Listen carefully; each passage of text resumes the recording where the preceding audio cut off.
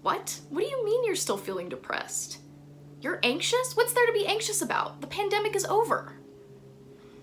Why don't you try a bullet journal if you feel like your life is out of control? That's what works for me. I color code my planners and bullet journals. I use a pink marker for February and a green marker for March. That's what calms my crazy brain. I don't know why.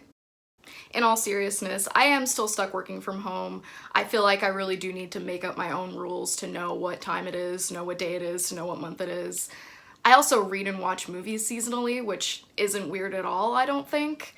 Pretty sure everybody does that. Everyone has their favorite Halloween movies, their favorite Christmas movies, their favorite Passover and Easter movies that they have to watch every year. But because I'm a big horror fan, I don't just read horror in October. I want different scary for different seasons. So in the summer months, I like to read summer-themed horror.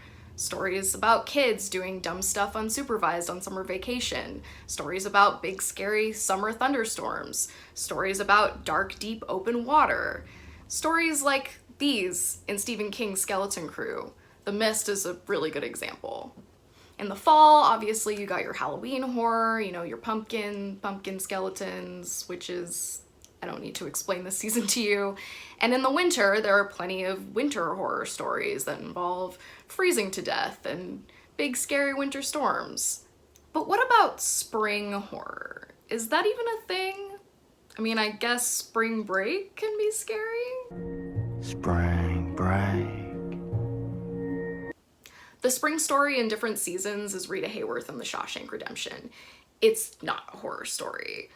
Yes, the point of different seasons is that none of them are horror stories, but Rita Hayworth isn't even horror adjacent, not like The Body, not like Ab Pupil. The story is kind of horrifying, but it's not horror. It's not horror when the subtitle is Hope Springs Eternal. If you had to pick a season to set your horror story, you probably wouldn't pick spring. When you think of spring, you think of flowers, you think of cute baby animals, you think of birth and rebirth, not death. Well, okay, there you go. Spring's not scary. But didn't T.S. Eliot tell us that April is the cruelest month? What if spring just doesn't live up to our peaceful and happy expectations? Then can it be scary? Let's look at the Wicker Man. Oh, not the beast! Not the beast! Ah! No, not that one. The 1973 Wicker Man is probably the best and maybe most well-known example of a classic spring horror movie. It takes place around May Day.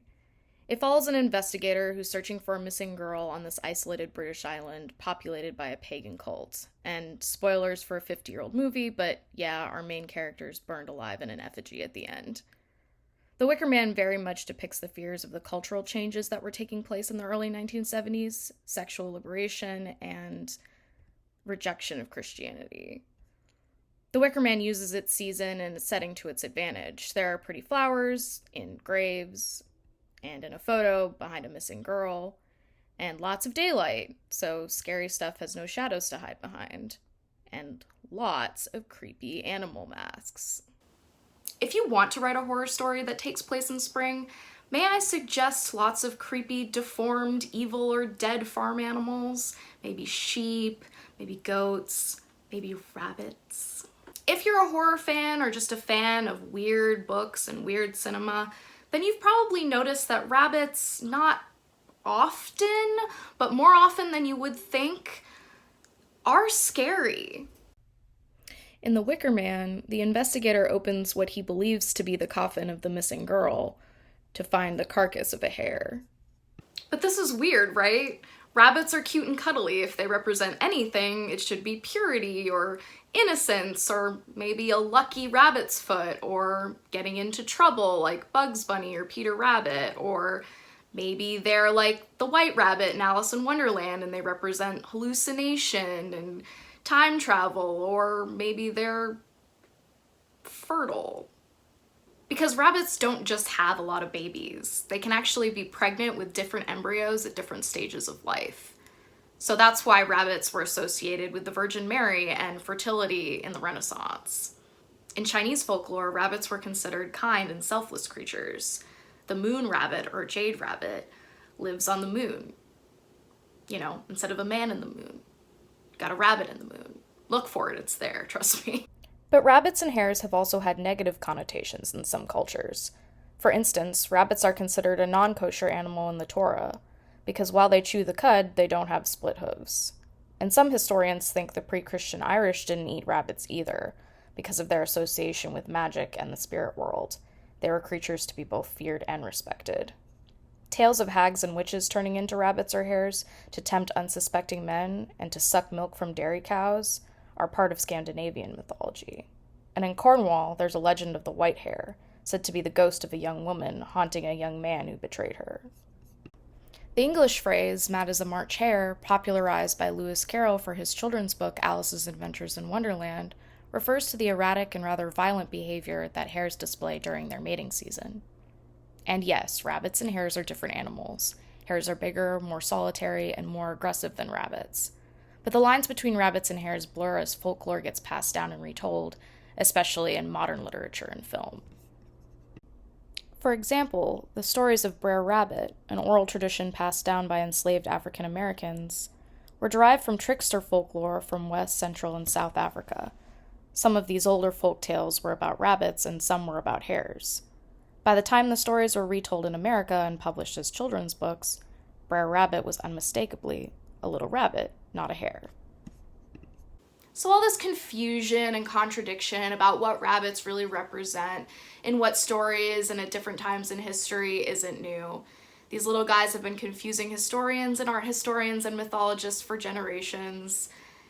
Let's take another example, the three hares symbol. It looks like it represents the Holy Trinity. It definitely did in Europe in the Middle Ages and the Renaissance, but some historians insist that it traveled here on the Silk Road from China or from another place in the Far East, and that its real meaning is lost to time. So depending on what time and what story and what culture you're looking at, yes, rabbits can be cute, but they can also be crazy, and yes, evil. Also, just look at the Easter Bunny. Is this not the most disturbing thing you've ever seen in your life? When you think about creepy rabbits in modern horror movies, the first thing that comes to mind is probably Jordan Peele's Us. In an interview with the BBC, Peele said, "I'm not afraid of them," meaning rabbits, "but I do find them scary.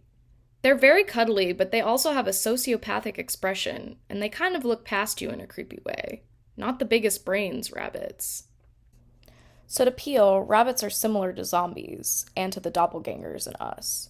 They appear too dumb to mind whether or not they hurt you. They're not intelligent enough to be reasoned with. And in a certain light, tons of rabbits may resemble rabid vermin, or a swarm of bugs.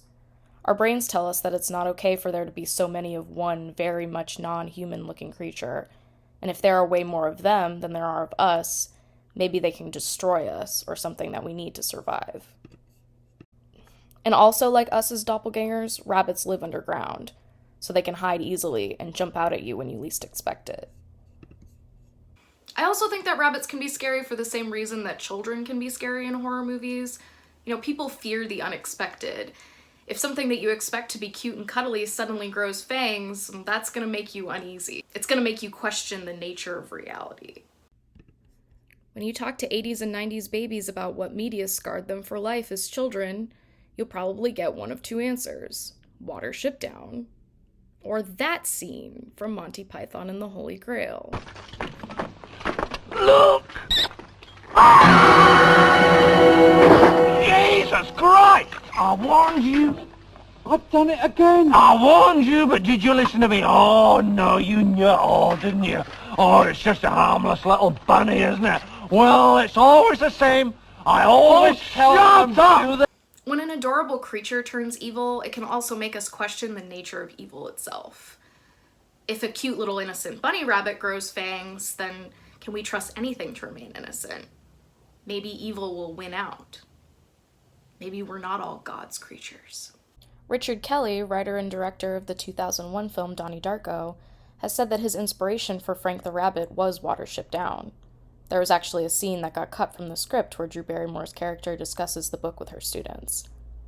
To me, Donnie Darko is a twisted, cynical coming-of-age story. With Reagan's America as the backdrop, Donnie is trying to discover his place in the world. Like Holden Caulfield before him, Donnie knows that most of the adults around him are liars and phonies. They're not going to save the world. They're too old. They've been brainwashed. Frank, as a monstrous, giant, grotesque rabbit, reminds Donnie that his world isn't and can never be sunshine and fluffy bunnies. He has to sacrifice his own life if he wants to protect the people he loves. And of course, there's probably an obvious Alice in Wonderland connection here too. You got the wormhole, like the rabbit hole, and Donnie is seeing things like Alice was seeing all kinds of trippy things in Wonderland. Honestly, old Uncle Lou Carroll, he probably has a lot to do with why we think rabbits are scary, even though that probably wasn't his intention. Thanks, Jefferson Airplane. About Frank's costume, Kelly told Entertainment Magazine, "I was very adamant that it had to make an impact. It had to disturb people. It had to make the audience sit up in their seat and have a really intense response. Everyone just got quiet on set.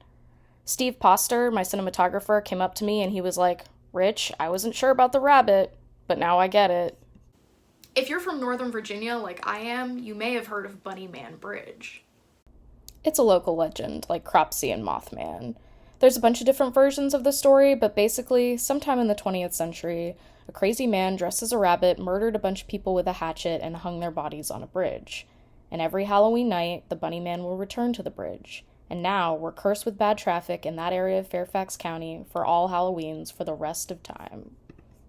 In 2003, a historian named Brian Conley looked through newspaper archives, and he found that in 1970, there actually was a weird guy dressed as a rabbit threatening people with an axe. He didn't actually kill anybody, but they also never caught him, so make of that what you will.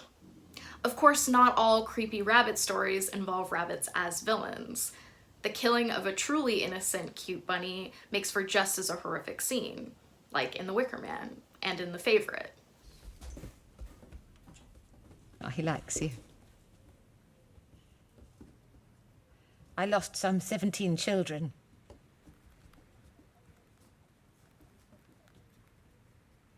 Some were born as blood, some without breath, and some were with me for a very brief time.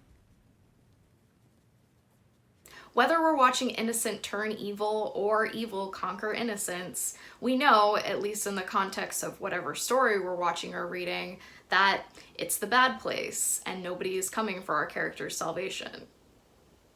Yes, I grew up Catholic. Why do you ask? Oh, this is the bad place. So you probably thought that this channel was about books. It is. I want it to be about books. I also want it to be about other things, film, culture, whatever. Basically, I'm hoping that every video is either about books or about books and something else. That's the plan. If you have any other ideas that are kind of like this, let me know. I do really like horror. I like weird fiction, anything. You can take a look at my Goodreads or Letterboxd if you want to get a better idea of the kinds of things that I like. But speaking of books, let's talk about the rabbit covers trend. You probably saw them in the video that you just watched. There have been a lot of books recently that have rabbits on the cover, and they're not all horror, but they're all a bit trippy and weird, and I would love to talk about 4 of them with you today. The first one is called Rabbits for Food by Binnie Kirshenbaum. This is not a horror book. It is a literary fiction book about a woman who is a writer who's going through a very severe depressive episode. She's been depressed pretty much her whole life, but now she is in the psych ward. And you probably know whether you would enjoy a book like this or not. It does sort of resemble The Bell Jar, it sort of resembles Girl Interrupted, Night Bitch from last year. If you like those kinds of books, you'll probably like this. It's got very dark humor, and some people will say, why does this say that this book is funny? It's not funny, but I think that it's funny. It's witty. And as far as why it's called Rabbits for Food, I don't want to give that away because I think that it's a really good, funny line in this book when you find out why it's called Rabbits for Food. But the main character is called Bunny, and other than the fact that, you know, the author is called Binnie, it doesn't really take a genius to infer that this is probably semi-autobiographical. But I think that the character is called Bunny also because people don't expect very much from her, and therefore, because she's called Bunny, because they assume that if your name is Bunny, then you're always never going to amount to much, you're always going to be childish, you're always going to be weak, you're always going to be vulnerable, and because other people believe that about her, she believes that about herself. I really like this book. I would give it a 4 out of 5. The next book is Rabbits by Terry Miles. This is a sci-fi thriller about a dangerous, mysterious alternate reality game called Rabbits. It's kind of confusing, but basically this game supposedly has been around since the dawn of time. And of course it's called Rabbits because the more you play, the madder you become. The more you're putting yourself at risk to lose your savings or your property or your identity or your sanity or your life. But basically, if a character in the book or in the podcast that it's based on get wrapped up in the game because somebody that they love is missing, then they find themselves playing the game whether they like it or not. I think that this book is really fun. I would definitely recommend it to anybody who likes stories about games like Ready Player One or The Hunger Games or Squid Game or The Long Walk or The Running Man. You know, there are a lot of books like this, but this book also has some alternate universes, alternate timeline stuff in it. So if you like Blake Crouch and stuff like that, I would also really recommend this book. It is, like I said, kind of confusing. So if you don't like books with a lot of ambiguity, if you want your books to be tied up in a nice bow at the end, then I probably wouldn't recommend this book. But if you like to theorize and come up with your own interpretations of things, then I would definitely recommend it. I had so much fun with this book when I read it last year. 4 out of 5 stars. And then we have Curse Bunny by Bora Chung. This is a short story anthology translated from Korean, and this is horror. I would call this a collection of horror stories. There's different styles of horror stories in this anthology. One is definitely more sci-fi, some are more fairy tale, magical realism-like, but I would definitely call this horror, and I would recommend this to most horror readers that I know. The style in most of these stories is fairy tale, folk tale like, and I really, really like that in a collection of short stories. I got Grimm's fairy tales for adults vibes here. I got also kind of scary stories to tell in the dark, but for adults vibes with some of these stories. So I would recommend this to people who like Angela Carter. I would recommend this to people who like Haunted, Chuck Palahniuk's Haunted. There is some body horror in here too. The first story especially is pretty gross. It gave me some guts energy. It's not as gross as that, but it's like definitely if you're squeamish with blood and guts and bodily fluids of kinds, just know that there is a little bit of that in this book. And it also comes with other trigger warnings like abuse, assault, you know, all the things that you would expect in a like feminist, kind of anti-patriarchal, anti-capitalist horror anthology, which is what this is, and I freaking love it. As for why this is called Curse Bunny, it is the title of one of the short stories. It is a fairy tale-like story about this grandfather who's telling his grandchild why their family owns this cursed rabbit lamp, a rabbit-shaped lamp. And it's actually a story about why monopolies are bad. And the rabbits in this story are very devious. They did not disappoint. The evil rabbits in this don't disappoint at all. I give the whole collection a 5 out of 5, and I give all of the stories in here either a 4, 4.5, or 5. And then lastly, we have my favorite of the lot, Mona Awad's Bunny. I read this book last year, and it was the best book that I read in 2021. This is also horror. I would call it horror. It's definitely not a conventional horror story. This is difficult to explain without giving anything away. It is a artsy, dark academic horror story that has obviously been inspired by a lot of other stories. Definitely Heathers, maybe Black Swan, maybe A Secret History by Donna Tartt, and Fight Club. And yet it manages to be a very unique story all on its own. Basically, it is about a MFA student named Samantha who is attending a fictional Ivy League university. She's in a very small cohort of other creative fiction students, and she hates the other girls that she goes to school with.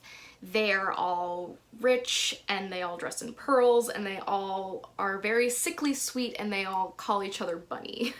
And they're like this little cult or a coven, if you would.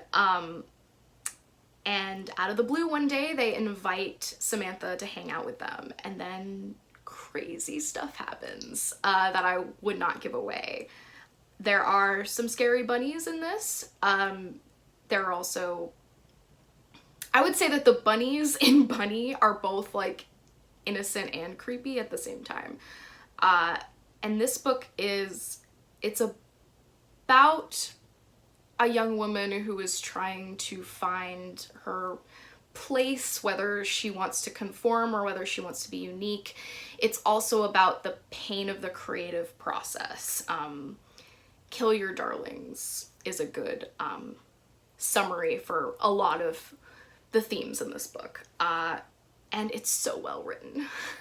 For a book that is also partially about being jealous of other writers, you're gonna be really jealous of Mona Awad's ability to turn a phrase and to construct a story if you're a writer yourself. And if you are a writer yourself and you like weirder stories, then I would absolutely recommend this. I would recommend this to people who enjoy all the media that I mentioned, that this book was probably inspired by. Anybody who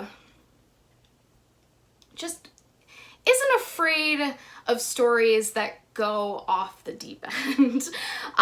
If you look at the Goodreads reviews of this book, they're all basically either 1 star, 2 stars, or 5.